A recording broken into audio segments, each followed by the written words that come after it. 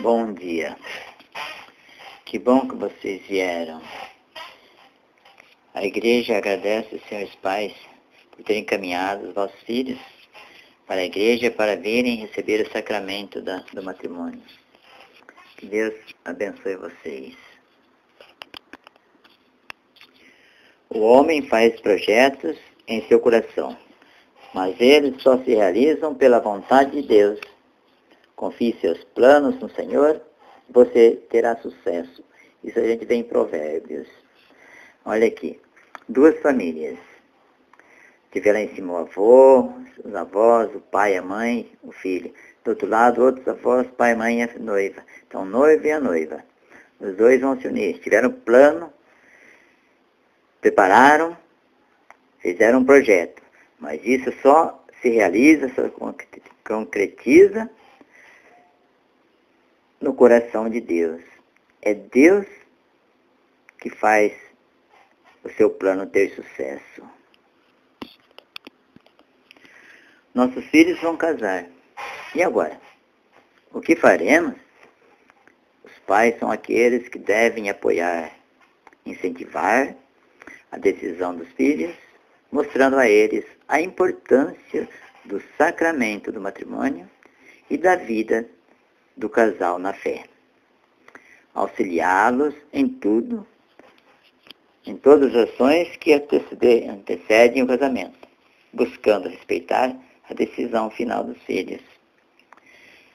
Talvez hoje os pais não tenham muito o que preparar, ajudar o filho a preparar, porque hoje os filhos já trabalham e já vão se preparando para o casamento, preparando para a festa, preparando para comprar um apartamento e tudo. O pai quase não tem nada para fazer. Mas, em alguns casos, sim. Antigamente era assim, hoje em alguns casos, sim. Porque os pais que fazem a festa ainda, né? Paga, talvez, o casamento, preparam, convida. Nesse caso, tem que se preparando já bem antes, né? Se não precisar fazer isso, só ensina, auxilia naquilo que eles quiserem, né? Buscando orientá-los, algumas coisas que eles precisam, experiência que vocês já têm, então vai ensinando, explicando, auxiliando, dando algumas setas para eles, para que eles façam um bom casamento, uma boa festa.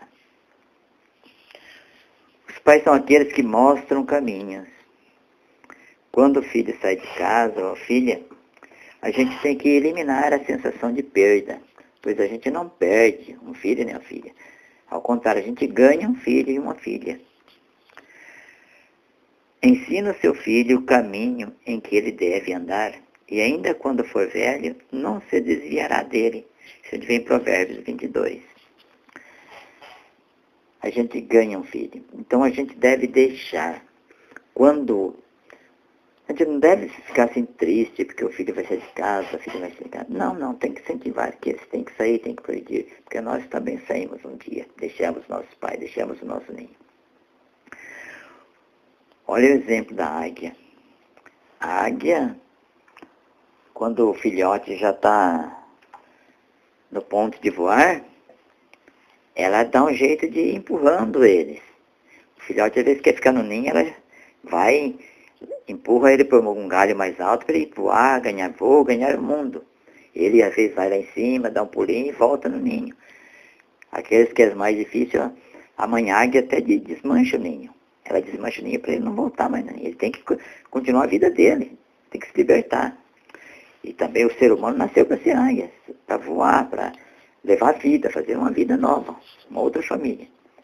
E daí quando o filhotão já está grande, que a mãe águia dá um empurrão, ele vai, faz um voo rasante, vai longe, volta no galho. Depois ele voa outra vez e vai, e ela vai acompanhando do lado, volta.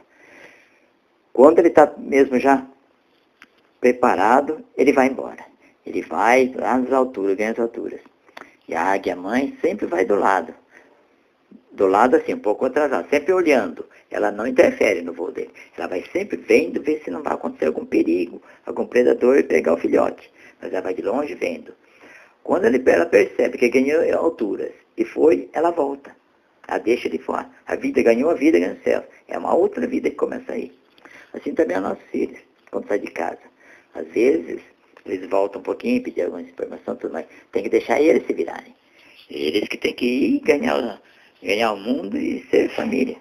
Como nós fizemos, casamos e formamos uma família, também eles formarão uma família. E terão condições de os dois juntos seguir e formar uma família. Esse é o papel do pai e mãe. Deixar que eles voam. Deixa eles. Não te chama para trás, não. Deixa que vai. Ensina o seu filho o caminho em que ele deve andar e ainda, quando for velho, não se desviará dele.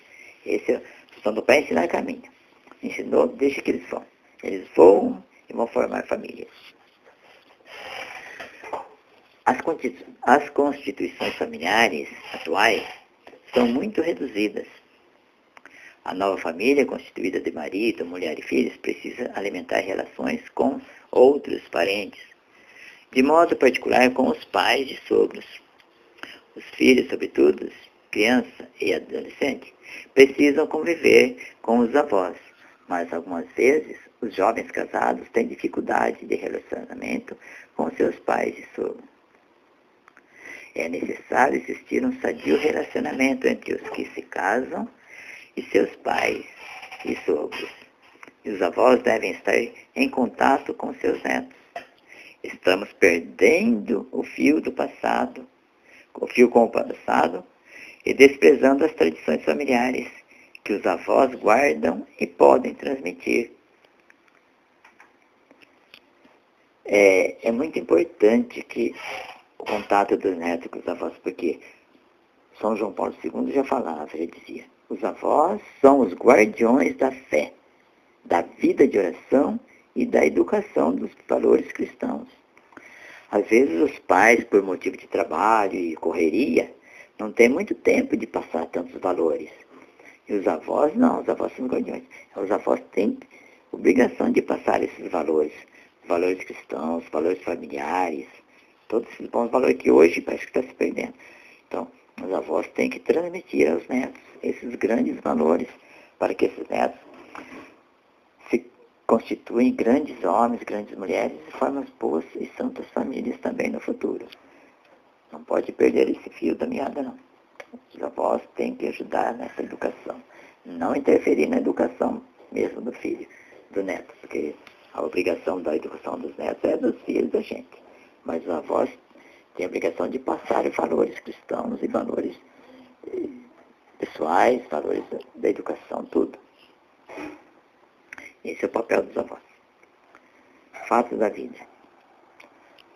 Muitas vezes um filho ou uma filha tem que morar com seus pais ou sogros. Às vezes, por questões econômicas, o que fazer? Ambos, pais e filhos, devem respeitar a autonomia do outro. E todos devem sentir-se à vontade. E todos devem sentir-se à vontade. Esta deve ser uma situação provisória, pois quem casa, quer casa, evitando-se qualquer interferência dos pais na vida dos filhos. Por outro lado, os filhos deverão deixar os pais e sogros um espaço de liberdade e tratá-los com todo o carinho. Infelizmente, existem situações delicadas. No caso de morarem juntos, nora ou gêmeos, humilhados e pais desprezados. Isso é coisa do tempo, né? Nosso tempo, às vezes, acontece muito isso aí, né? Mas devemos ser diferentes. Devemos ser pessoas que não agem assim. O avô nunca pode ser desprezado, o pai não pode ser desprezado, o sogro não pode ser desprezado, e muito menos intromissão nos filhos, né? Mas sinais do tempo, às vezes... A senhora deve ser sempre uma mãe para a nora, né? Hoje em dia, eu falo da nora porque hoje em dia as meninas casam e muitas vezes não sabem cozinhar ainda. Por quê? Porque elas correram a vida inteira para estudar, formar uma profissão e trabalhar para poder ajudar no casamento, né? Para ser uma profissional também. Então, muitas vezes, ela não vai saber fazer o feijão que vocês fazem. Não vai saber fazer o arroz que vocês fazem. A mistura do jeito que ele gosta. Ele vai ter que comer muitas vezes o feijão aguado, o filho de vocês. Vai ter que comer o feijão aguado. vai ter que engolir. O arroz salgado, ou sem sal, a abobrinha lavada. Eu conto essa história da abobrinha porque aconteceu comigo. Meu marido adorava a abobrinha refogada da mãe dele. E a conta aqui, sem saber fazer, foi tentar fazer. Gente, tiraram uma pasta de abobrinha. Uma pasta. Não via se era abobrinha ou se era um purê. E ele, coitado, comia. Mas aquele não, e a água, então, que formava no fundo, assim, né? E eu falava assim, meu Deus, ele comia, mas comia assim, muito chateado. E eu toda vez tentava fazer nada. Toda vez que eu chegava na minha casa, na minha sogra para jantar, adivinha o que tinha? O meu marido? Eu olhava o bichinho inteirinho, assim, sabe? As fatias, assim, tudo certinho, assim, na panela. Eu falava, meu Deus, como que eu vou conseguir fazer essa abobrinha? E minha sogra toda vez, até hoje, tá? Até hoje, se a gente vai almoçar lá ou jantar, tem a abobrinha do Rubens. O que eu fiz? Fui lá, dona Gina, por favor, me ajuda. Não sei fazer essa abobrinha que o Rubens tanto gosta. Como que faz? Aí ela falou que o segredo era cortar, que não era qualquer jeito. Eu tinha que cortar não muito grosso e nem muito fino. Grosso ia ficar duro, fino ia espatifar. Então, aí ela me ensinou, com calma lá, com o jeitinho dela, me ensinou a fazer a abobrinha. Aí, cortar e ensinou eu pôr na panela. Não pode pôr água. Se pôr água, ela vira uma pasta. Aí eu colocava água. Não que minha mãe não tinha me ensinado. Minha mãe tinha me ensinado, mas do jeito dela. Meu pai gostava pasta, ué. Entendeu? E foi. Mas eu tive a humildade de ir lá e perguntar. Hoje eu sei fazer a abobrinha do jeito que ele gosta. Mas coube a mim ir lá pedir para minha sogra me ensinar a fazer a abobrinha. E minha sogra também tem a humildade de me ensinar realmente do jeito que ele gostava para fazer. Hoje em dia os filhos têm muita dificuldade. Então cabe vocês, mães, ajudarem. Não é chamar toda vez que ele reclama, pô, a comida lá tá ruim. Não, vem almoçar aqui, vem jantar aqui. Não. Meu filho, aguenta que ela vai aprender. Não é toda vez que tem que chamar para casa, não, porque senão eles não vão aprender a comida delas, não vai gostar da comida delas. Então tem que deixar ele comer lá. Comer arroz cru, feijão lavado, a carne mal passada ou solada, mas tem que aguentar, não pode desistir. Também pode acontecer.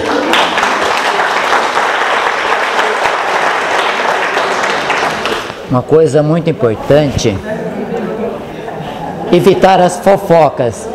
As fofocas que destroem casamento. Evite fofoca. Ai, o meu filho foi lá em casa e falou da minha nora, que é isso e aquilo. Não. Dê razão para quem tem razão. Se a sua nora tem razão, você dê razão para a sua nora. Se o seu filho tem razão, dê razão para o seu filho. Se a sua filha tem razão, dê razão para sua filha. E se seu genro tiver razão, dê razão para o seu genro. Nunca compra a briga de ninguém. Vocês são adultos e conhecem bem os vossos filhos.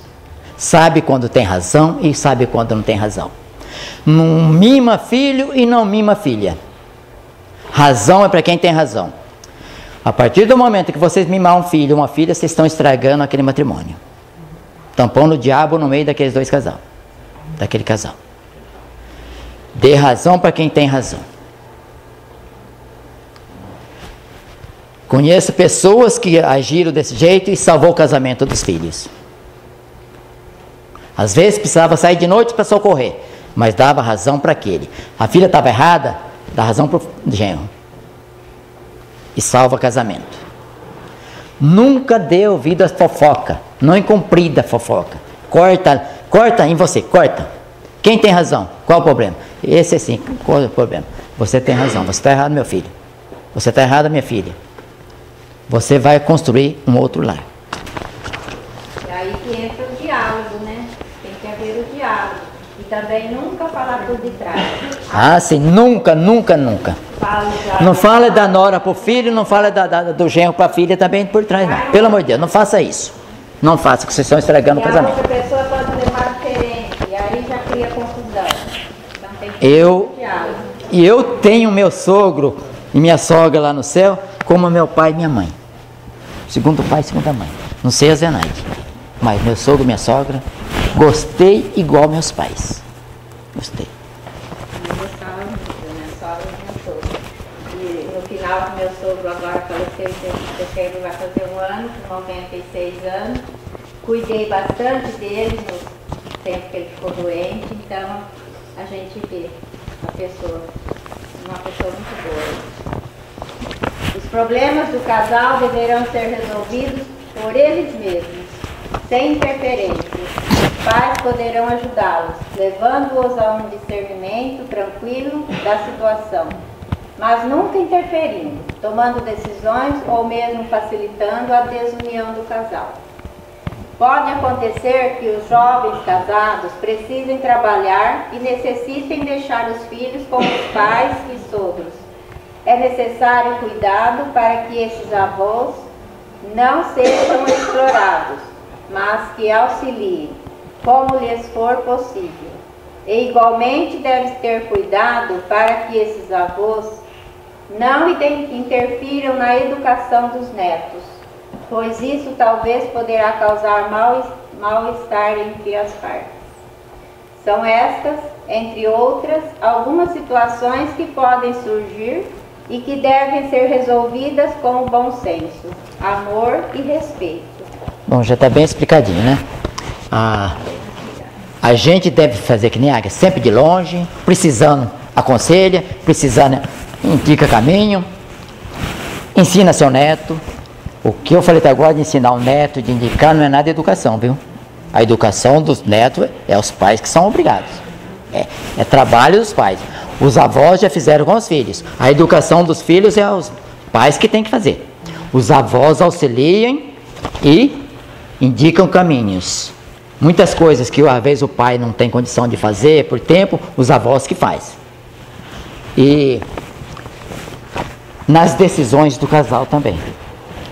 Muitas vezes tem hora que nós chegamos numa encruzilhada, precisamos tomar decisões. É o casal que vai tomar a decisão. Mas se eles pedirem, os pais têm que se manifestarem. E sempre ver o caminho melhor para eles seguirem. Aonde eles vão se machucar menos. As decisões, sim, tem que indicar caminho, sempre, sempre. Às vezes os pais trabalham, não tem tempo, então às vezes as crianças ficam um pouco nos horários com os avós. Então é bom ensinar oração. Não pode deixar o neto muito em casa não, né? Ler historinha da igreja de Jesus com os netos, daí é muito bom. Ajuda na formação deles. Novos tipos de avós. Quando se falava de avós, pensava-se logo numa pessoa idosa fazendo tricô. Hoje os avós, especialmente os que são avós muito cedo, estão em plena atividade. Têm seus compromissos e responsabilidades. Fazem questão de ter um relacionamento com seus filhos e netos, mas desejam conservar sua independência. Sim, os netos não podem tirar todo o tempo dos avós também, né? Os avós gostam, tudo, mas tem muitos avós, a maior parte dos avós ainda trabalham, né? Porque hoje, então, avós novos e mais com o aumento da idade, estão trabalhando até mais idade, né? Então, mas tem que ter isso aí. E às vezes você precisa deixar os netos com os avós, também não aproveitar muito dos avós, né? Tem que saber, os filhos, os casais têm que saber até que ponto eles podem tomar o tempo dos avós, porque os avós têm que ter o tempo deles também, né? Eles têm uma vida ativa ainda hoje. Por outro lado, o relacionamento avós-netos é importante, pois os avós transmitem coisas que os pais não têm tempo ou não sabem fazer. Lembre-se da frase do beato João Paulo II. Agora é santo. Os avós são os guardiões da fé, da vida de oração e da educação dos valores cristãos. É um santo que falou isso, então nós não devemos furtar dessa responsabilidade nossa. As sombras e luzes no relacionamento dos jovens casados com seus sogros. É fundamental que o novo casal que está iniciando uma nova família deve crescer e amadurecer, superando as crises, sem interferência dos seus pais e sogros. No entanto, pais e sogros deverão estar sempre atentos a um pedido de socorro, a um pedido de aconselhamento, a um pedido de sugestões, e conservar sempre o respeito, o carinho, a amizade, a convivência sadia, honesta e cristã com seus filhos ou filhas, genros e noras, sendo deles um ponto de apoio, exemplo e segurança. Esse ponto de apoio que eu disse antes, tem que ser sempre esse ponto de apoio. Sempre aconselhamento, sempre que precisar, faça isso. Não deixe o barco afundar. Se vê que o barco do filho e do genro, da filha, ou do filho da nora está afundando, socorra. Não deixe afundar. Busque ajuda. É muito custoso, Deus ama muito a família para a gente deixar a família esfacelar tão fácil assim. É uma coisa que Deus quis e quer. E Ele conta com a nossa ajuda. Ele não vem aqui aparecer e salvar a família, não é isso que Ele vai fazer. Ele conta com a boa vontade e a experiência dos pais e do sogro, para que encaminhe essa família. Esse é o papel nosso. Nestor, e se possível os pais deixarem claro isso para os filhos. Filho e filha, quando necessitarem de um aconselhamento, diga isso a eles. Porque às vezes durante toda a vida e a criação, de repente alguns pais, como o senhor disse, de repente às vezes não conseguiram transmitir para o filho de uma forma tão transparente e aberta isso para os filhos. Então, quando vocês forem abençoar e encaminhar seus filhos para o matrimônio, diga isso a eles. Saibam que lá eles têm uma rocha. Que o pai e a mãe é a base, é a rocha, e que vai aconselhar no que for necessário. Porque não precisa ir para o amigo dele, para o vizinho de apartamento pedir aconselhamento. Vai no pai e na mãe. Porque o pai e a mãe, o amor que o pai e a mãe têm pelos filhos e também pelos netos, como o senhor Nestor disse, eu acho que ninguém no mundo pode dar um aconselhamento, uma direção melhor, dependendo da simplicidade do pai e da mãe, independente disso, do que o pai e a mãe para o filho. Agora, deixe claro isso para os seus filhos, que eles podem contar com vocês no aconselhamento que for necessário. Eu vou aproveitar que o Marcelo interrompeu, queria até com, acho que propriedade cabe dar um depoimento breve. Eu e a Maria somos casados há 29 anos e fomos nós que escolhemos o momento que a gente ia casar. Nós tínhamos 22 anos, mas a nossa família, tanto a minha quanto a dela, não era o momento de casar. Eles decidiram que não era o momento. E isso criou não são realmente os pais que escolhem, nem os esposos ou as futuras esposas, e nem o momento que eles acham justo casarem ou apropriado. É o casal. E isso atrapalhou muito o nosso relacionamento nos 2 primeiros anos. Você pode ver que desgaste nós tivemos de passar 1 ano ou 2 anos tentando provar o tempo todo que nós éramos capazes de manter um casamento ou de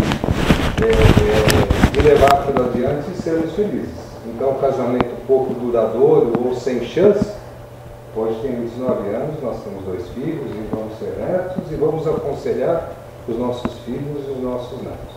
Então, eu gostaria que vocês preservassem o direito de escolha dos seus filhos a partir de agora. Ok?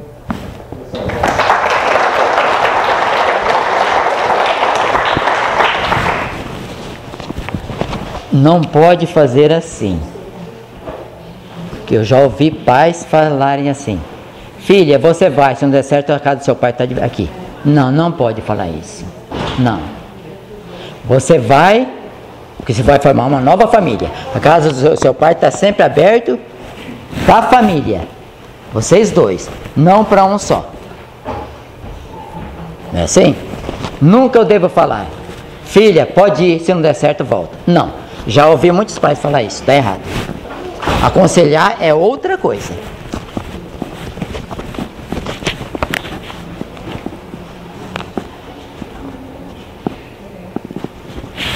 A casa é lugar sagrado, a família é sagrada, a família é instituição divina. O Senhor nos diz: que estou à sua porta e bato. Se alguém ouvir a minha voz e abrir a porta, entrarei em sua casa e cearei com ele, e ele comigo. Olha que beleza! Em Apocalipse 3:21, Jesus está dizendo, Ele vem, Jesus, nosso Deus, Ele está dizendo, ó, eu estou batendo na sua porta, é só você abrir. Eu não posso abrir a sua porta, é você que tem que abrir. Estou batendo, quero cear na sua casa, na sua mesa. É só a gente abrir a porta para Deus. Abre a porta para o nosso Deus. Ele vem, senta à nossa mesa, ceia conosco, nos abençoe. É isso que devemos fazer. Nunca trancar a porta para Deus, sempre abrir. Não fazer com aquele que pecou e fica com medo de Deus, sai esconder. Não, não. Nós devemos estar sempre disposto a receber Deus.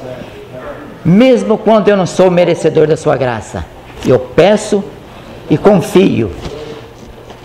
Venha, Senhor, venha à minha casa, senta à minha mesa, coma na minha mesa, me santifique, santifica o meu sacramento do matrimônio, santifica a minha família. É assim que a gente recorda, porque Ele falou que vai ficar conosco até o fim dos tempos. Ele falou, então Ele está aí, Ele está no meio de nós, e é só abrir a porta, Ele entra. Se Ele não está em alguns lares, é porque alguém não abriu a porta. Um bom sogro, enfim, agora sou sogro. Deixa eu ler esse pedaço aí. Deixa eu ler. Enfim, agora sou sogro. Minha filha se casou com um rapaz aparentemente muito bom. Até aqui, excelente marido e genro. O namoro não durou muito, apenas 3 anos. Quando abri os olhos, o rapaz já estava falando em casamento. Não teve jeito.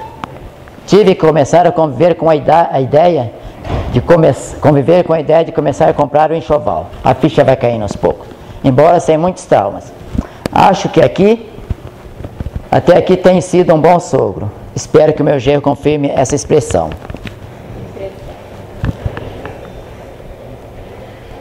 Você deve sempre gostar do seu genro e da sua nora. Sempre. Sempre. Ele é seu segundo filho e sua segunda filha. Sempre tem que gostar. Sempre.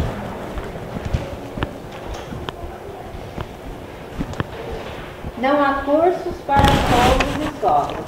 Temos poucas coisas nessa área em nossas igrejas. Eu penso que todos os casais deveriam participar do ministério com famílias. E este ministério capacitar cada um dos seus membros para que desempenhem seus papéis familiares à luz da palavra de Deus. No momento, exerço vários papéis dentro da minha família, e é bem ampla. Sou esposo, pai, filho, sogro, irmão, cunhado, sobrinho, tio e avô. Não é assim que a gente se torna na família? Na família, esses papéis. Eu sou pai, sou sogro, sou avô, sou cunhado, sou tio. E cada papel eu devo executar de acordo com... Devo ser. No avô tem que ser como avô. Como pai, como sogro. Devo amar todos e recolher todo esse povo como a galinha faz com os pintainhos, sob as asas. Um casal, uma família que consegue reunir assim, sempre vai estar vivendo bem. Sempre. Esse é o papel nosso. Melhor exemplo de sogro que a Bíblia oferece é, sem dúvida, o de Jetro, sogro de Moisés. Embora o texto fale de um sogro, os princípios podem ser aplicados às sogras. Moisés foi aquele que libertou o povo lá do Egito. Quando ele estava no Egito, ele matou um egípcio e fugiu de lá. Foi morar numa outra terra. Lá ele casou, teve 2 filhos. Lá, Deus chamou ele de novo. Moisés, volta para lá, porque eu vi o gemido, o grito do meu povo, e você vai salvar. Vai libertar o povo. Ele deu as desculpas dele, mas enfim, ele aceitou e Deus estava com ele. E Moisés fez todos aqueles feitos. Libertou o povo, deu graças a Deus e tudo. Quando ele voltou, Jetro, seu sogro, foi ter com ele saber como é que tinha sido. Aí Jetro levou a filha, porque a mulher de Moisés, quando Moisés foi para libertar o povo, ficou a mulher com o pai e os 2 filhos. Quando Moisés voltou, o sogro já levou a mulher e os 2 netos para Moisés viver junto, como família. E lá alegou com Moisés e tudo. E abençoou. Pode seguir. Lendo o texto bíblico, chega-se à conclusão que Jetro é o tipo de sogro que todo genro ou nora gostaria de ter. Ele foi um bom sogro. Por quê? Em primeiro lugar, um bom sogro é aquele que se coloca à disposição do genro para ajudar naquilo que for necessário. Jetro ficou com Séfora, sua filha, e seus 2 netinhos, enquanto Moisés estava na difícil tarefa de liberar a saída do povo de Israel do Egito. Moisés teve o chamado de Deus, o sogro colaborou com ele, ficou com a filha e com os netos. E solidarizou com Moisés, com o genro. O genro tinha um trabalho difícil, foi lá. Ele ficou com os netos e a filha. Em segundo lugar, um bom sogro é aquele que mantém a porta do diálogo sempre aberta para os genros. Jetro dedicou atenção em ouvir os relatos de Moisés.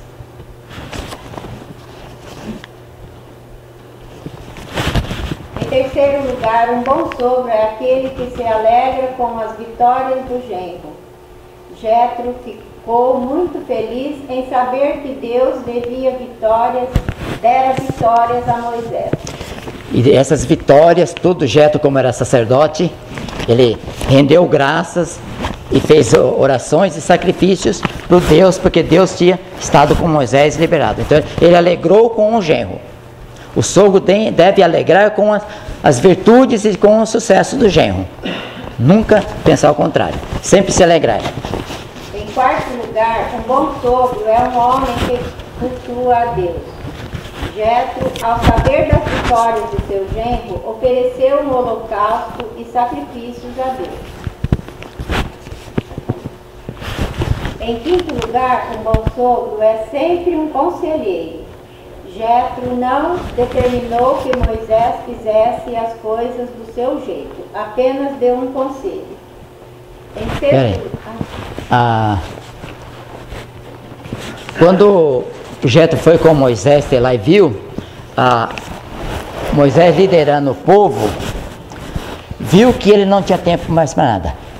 De manhã, tardinha, ele ficava atendendo o povo e ele não aguentava. O povo estava muito alvoroçado. Ele chegou e falou: Moisés, espera aí, vou dar uma sugestão para você. Desse jeito você não vai conseguir liderar o povo e você vai ficar doente. Você vai morrer desse jeito. Você não tem tempo para nada.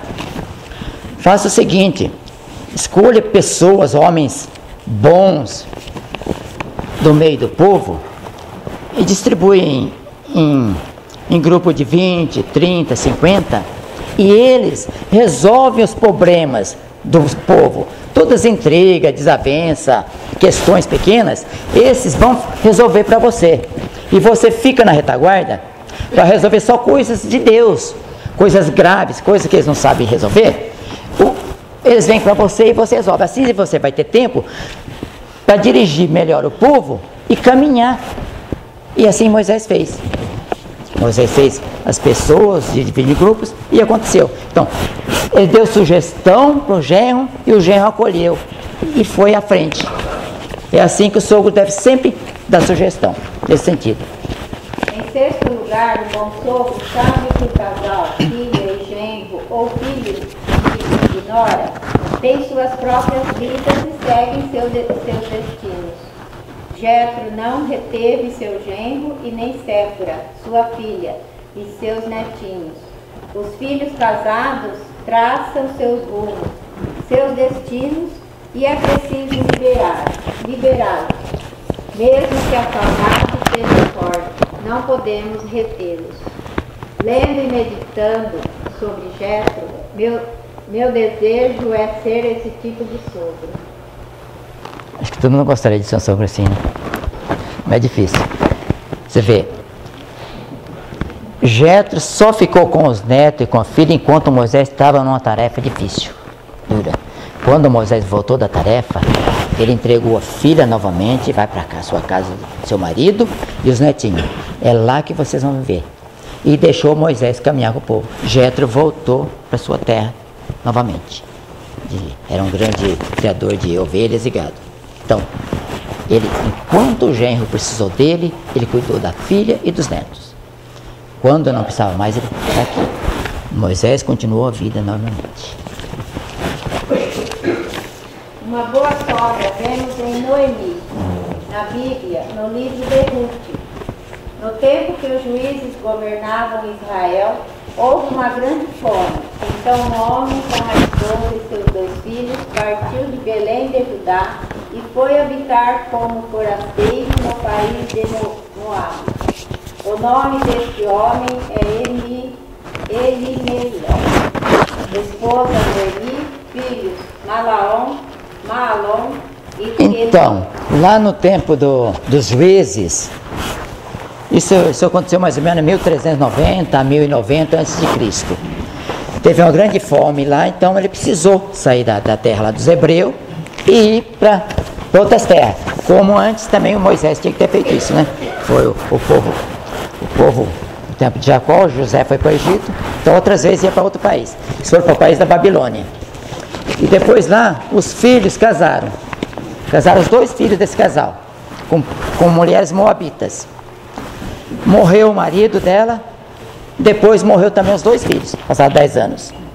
E ela se viu numa terra de estrangeiros, com 2 noras, sem filhos, sem marido. Ela falou, vou voltar para o meu povo, né? Lá agora, depois de 10 anos, lá já deve ter voltado a chover e tudo, tem plantação, tem alimento. Foi o que ela fez. Pode passar. Vai passar. Com as 2 noras, Noemi resolveu voltar para Belém de Judá, sua terra. Depois de persuadir as noras para ficar. Então, Ruth falou assim: vocês não são hebreias, vocês são moabitas. Vocês ficam com o vosso povo e eu volto para o meu povo. Eu vou sozinha. Vocês aqui arrumam outros maridos moabitas. A nora falou, não, nós vamos com a senhora. Nós casamos com o filho das senhoras, nós somos nora, nós vamos com a senhora. É lá que nós vamos morar. Não, vocês ficam aqui. Uma ela conseguiu deixar lá, a outra falou, não, Ruth não. Meu Deus, não, eu vou com a senhora. Aonde a senhora morrer, eu vou morrer. Seu povo é meu povo. E ela aceitou a nora com ela. Ela aceitou e levou a nora para o povo hebreu. Quer dizer, aceite-se as noras, aceite-se. Sogra e nora não pode ter intriga, não pode ter rincha, não pode ter rivalidade. Mesmo que a mãe ama sempre o filhinho, sempre, é aquele filhinho, sempre. Ame as noras, porque o filhinho já virou homem. Não é mais aquele filhinho. Mas as mães são assim mesmo. O coração de mãe é desse jeito. A Zenaide faz tanta coisinha para os filhos e não faz para mim. Eu reclamo. Entendeu? Ah, o filho precisou de um chazinho, tá feito. Entendeu? Ainda bem que as minhas noras não reclamam. Mas se a esposa não tem o chá lá, eu tenho lá no quintal, ele liga, mãe. Entendeu? É assim, mãe é desse jeito. Agora, não pode fazer tanto carinho se tiver o ciúme da nora. Então tem que, nora e sogra, tem que ser entrosada. Ame vossas noras, amem. E os genros também, hein?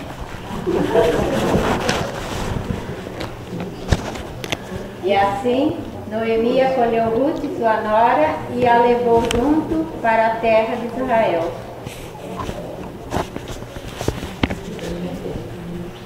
O Senhor é a porção da minha herança. É aí que olha, o Senhor é a porção da minha herança. Aonde que está a herança do cristão? Do religioso? Onde está a herança? Pensa bem onde está a herança. É nas coisas terrenas? A nossa herança, a herança do batizado está no Senhor. Você sabe para quem é cristão, para quem acredita em Deus, não existe morte? Morte só existe para quem não acredita. Nós só vamos ter uma passagem. A nossa herança está lá. É lá a nossa herança. Lá que nós não podemos perder. Nós lutamos tanto para não perder uma casa, para não perder uma empresa, para não perder um emprego, né? Mas a nossa verdadeira herança é lá. A minha porção está lá em Deus, ó. É lá. Porque isso aqui tudo passa. Tudo passa. Tudo que eu construí aqui passa. Não dá nada. O vento leva, a chuva leva, o raio destrói. O ladrão rouba. Lá ninguém rouba. Lá não. É lá a nossa porção da herança. Quando você tiver ciência disso, você vai ser uma pessoa diferente. Família é um prato que quando se acaba nunca mais se repete. Isso é o poeta Francisco de Azevedo no artigo Arroz de Palma. Salve a família, amém. Família, depois que se acaba, nunca mais se repete. Você pode ter outra família, mas aquela não. Nunca mais. Não se repete a mesma. Pode ser até melhor. Pode ser até melhor. Geralmente é pior. Mas família, quando se acaba, não se repete. Não repete mais. Então, cuide da família. Cuide. Cuide da vossa e cuide da família dos vossos filhos e filhas. Amém?